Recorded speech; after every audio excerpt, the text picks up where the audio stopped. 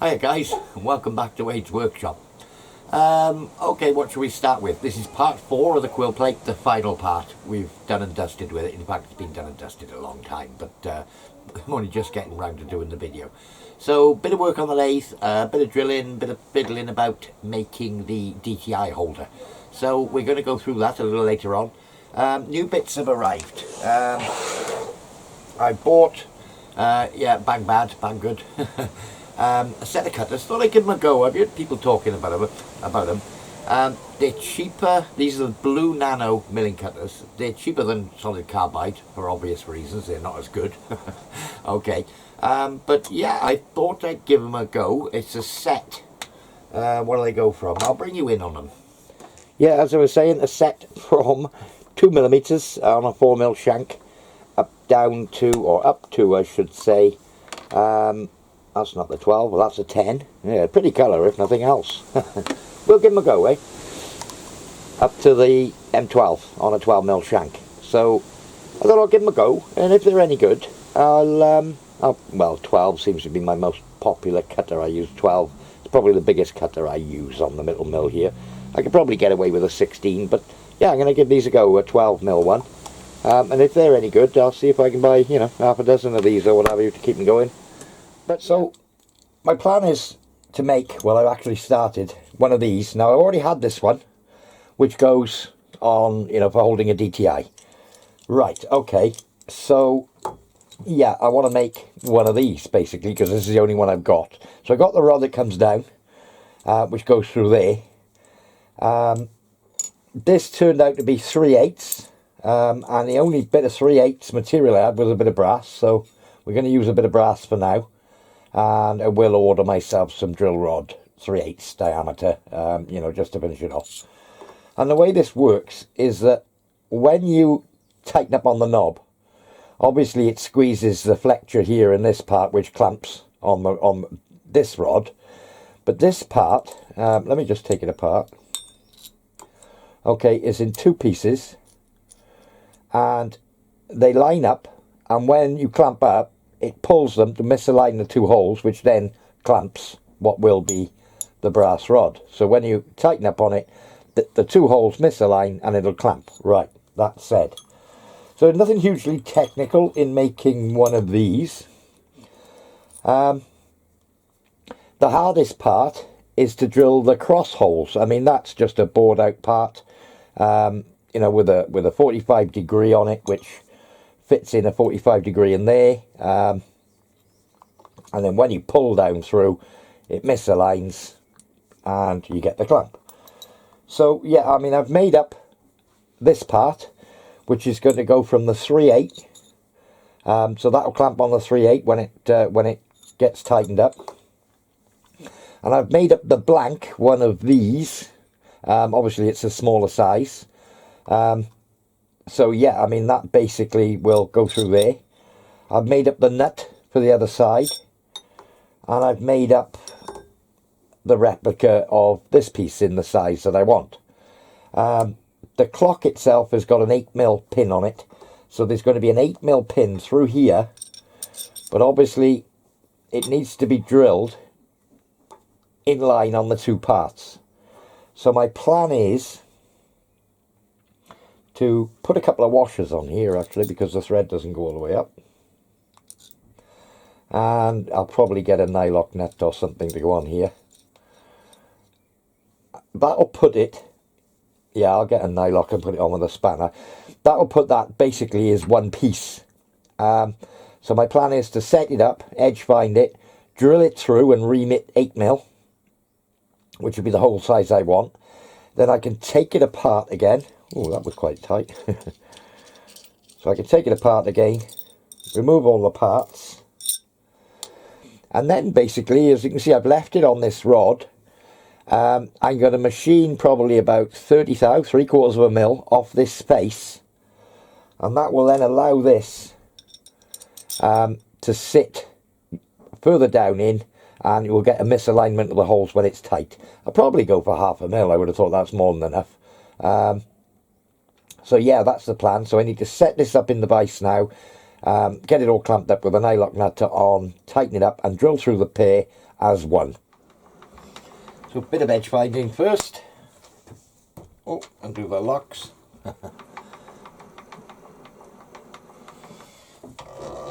You know what? I don't know what diameter that is. I think it was around the 16 mark.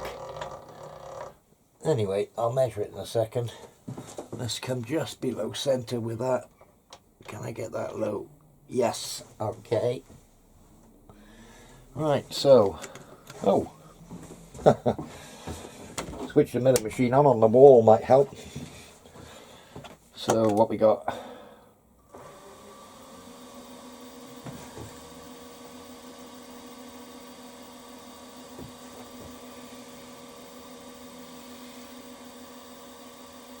Must be getting very close. A little bit faster than that, maybe. Or am I running at 500? Oh.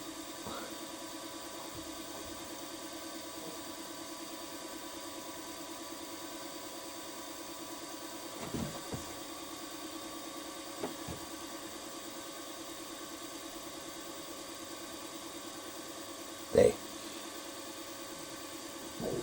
Set a 0.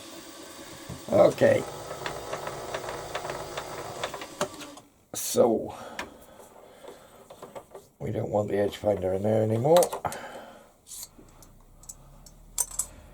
And the next thing we're going to get is going to be an 8mm spotting drill. I'm not going to put it very deep, but just to get the drill started.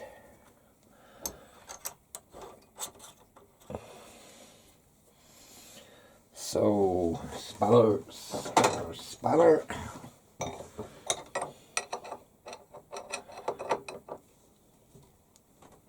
Okay.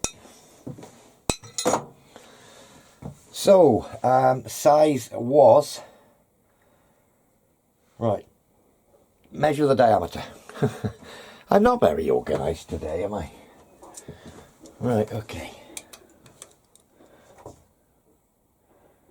We'll call it, yeah, 1601. Okay, so it's going to be 8mm plus 2mm, which is the radius of that tip, so 10mm. So 3, 6, 9, 10mm. Lock the y-axis. I just swapped back to the centre finder and picked up the edge. I know I wanted it 6.5mm down, so that's where I am. So I'm central this way, and I'm 6.5mm from the back edge, which is where I want to be. So I'm just going to put a little spot in there.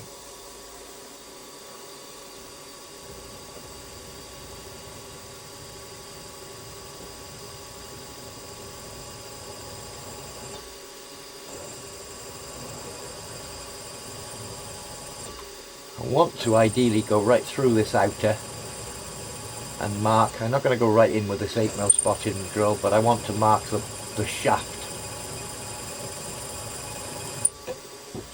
Okay, yeah, I can see that we've gone through the outer sleeve and we're marking the shaft as well. Right, okay, so swap the spotting drill now for, I think I'm going to go for something like a 7.7 drill. Right, so 7.7 drill it is. Just see how it behaves. Wonder if I need a bit of support under the end. I should be okay. Yeah, we're all right.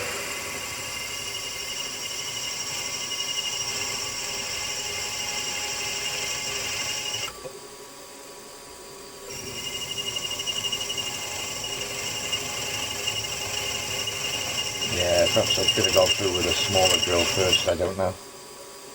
It seems okay. I think I'll use the fine feed on this.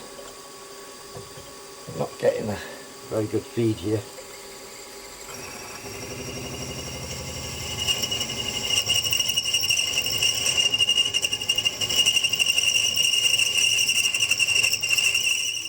So yeah, I got a 7.7 cobalt. And that's much better. I think I've run out of trouble.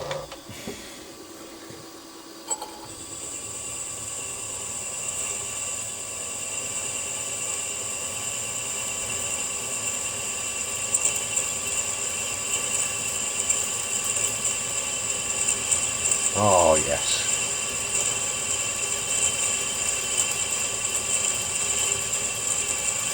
That other drill was good when I started. I think it was probably where it was going in through the radius, shattering and what have you. It just lost its edge before I got going. Now the breakout, I'm going to have to be very careful because I'm breaking out onto a radius as well.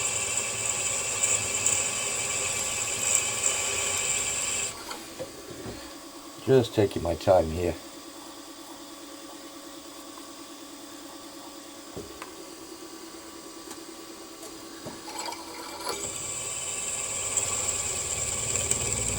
We're getting there, I can feel it.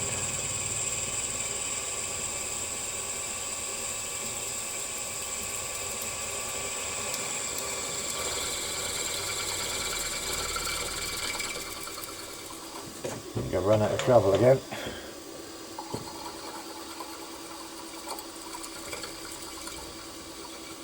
That's it, we're out the other side. So up with a reamer now. So 8mm reamer.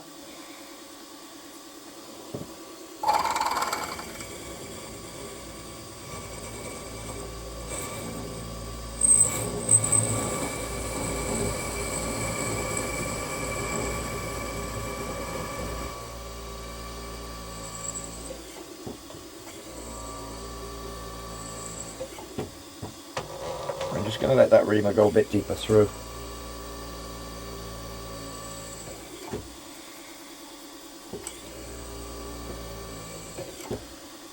Okay,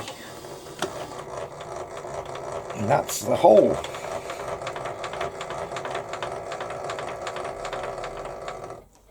Okay, well that's pretty much the hole in there. Obviously a lot of deburring. I'll do all that by hand because I'm on a radius again, so chamfering it with a chamfering bit wouldn't work.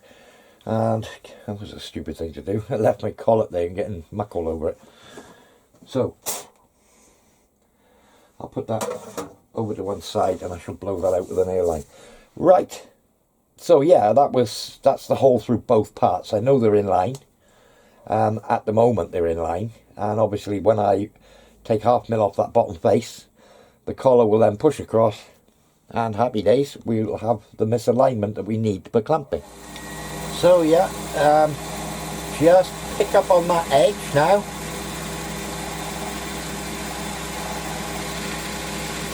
There.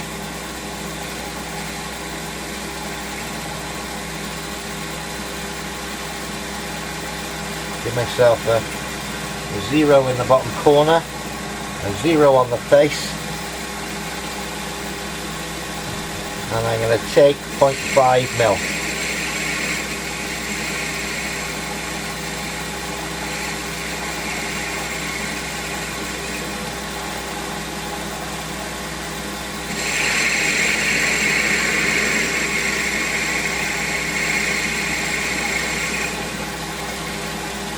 That's 0.4, that's 0.5. And that should allow more than enough for clamping. It's a fairly good fit on the 8mm pin, or just under 8mm pin that I made for the clock. So I will put a little chamfer on there. And we need to part it off. Okay, that'll do for that. Okay, so where am I going to part it off?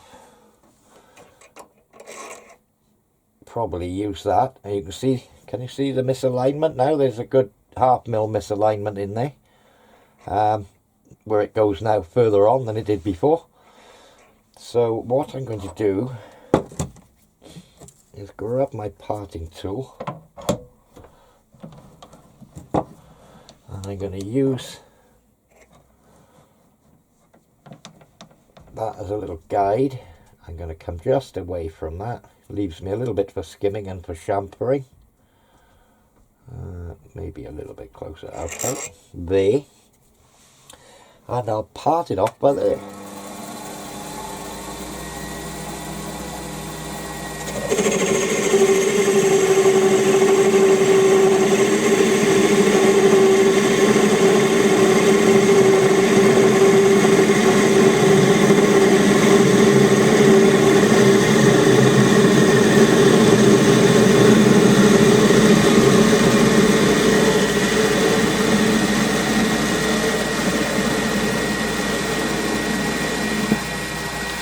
Okay, off she comes. So I think what I'll do is take that out of there, spin it around the other way, whoops, bang the tripod. Oh, that's warm. That is warm.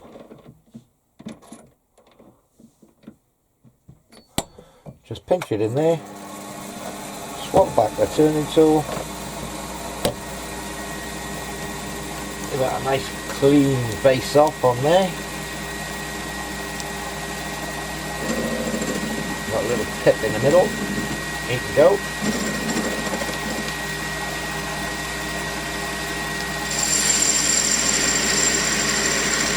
Base her off, probably a little bit more. Yeah, we'll go for that.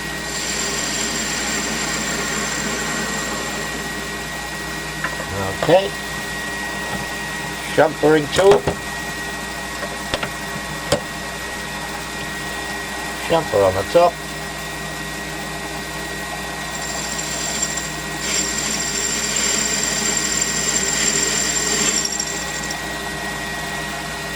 that should do me. Just get a bit of wet and dry on there, make sure I haven't raised a burr.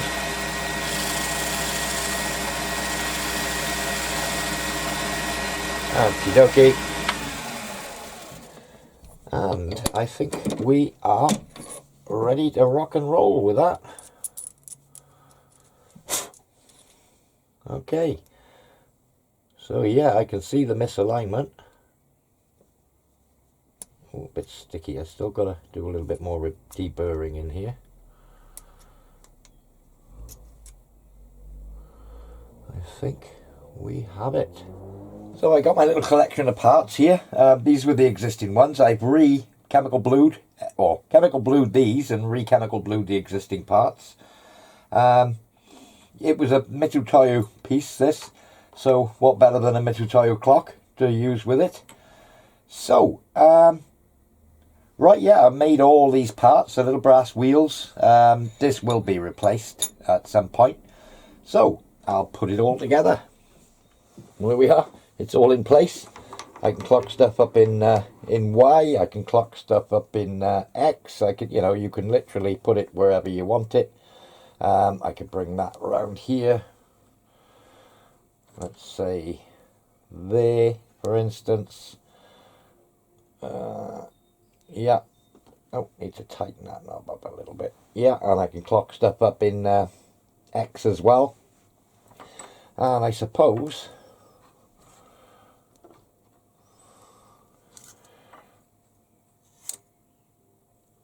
with a bit of jiggering about, I can clock stuff up in Z as well. So yeah, it pretty much does everything I want it to do. I can fold that up that way. Simply loosen the nut off there, pull it out and put it away for safe storage. So my plan A was to put a bracket or something on here to take a mist coolant pipe, the valve and what have you. And I thought, well, it's going to be in the way, I'll be taking it off all the time if it's here. So I come up with a plan B.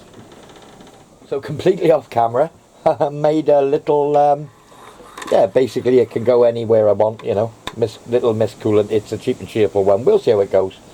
It's not a no-go one, it's nothing special. But, yeah, I mean, I can move it. In fact, it's a bit wonky, but I can move it wherever I want it. Set it up to spray mist coolant. So, what have we got? 2 pieces of aluminium screwed together. Let me just take it off. A T-nut. Oh, I need to blacken the T-nut. Bolted together, screwed in, rads everywhere. Little fancy, well, fancy, I don't know if you call it fancy. Again, didn't have big enough brass, so I press fitted a matching head on it for a hand wheel. T-nut, just an M8 T-nut. I put a bush on top of there so that it doesn't score the brass on the aluminium all the time, so that's got a pressed in bush. Yeah, you can see the general idea. Happy with how that turned out. I need to rig up my airline now. Well, there we are, guys. That's the end of the Quill plate. I think we'll celebrate with a cold one. Anyway, yeah, I enjoyed making it. It's you know, it's useful. I've got a positive stop now, which I didn't have before. I've got somewhere to mount the DTI on the Quill, and as a little added bonus, I've got the little mist sprayer holder, which I can move around wherever I want. So I'm quite pleased with that. So anyway, thanks for watching, guys. Thanks for subscribing. We'll see you all very soon. Cheers, guys.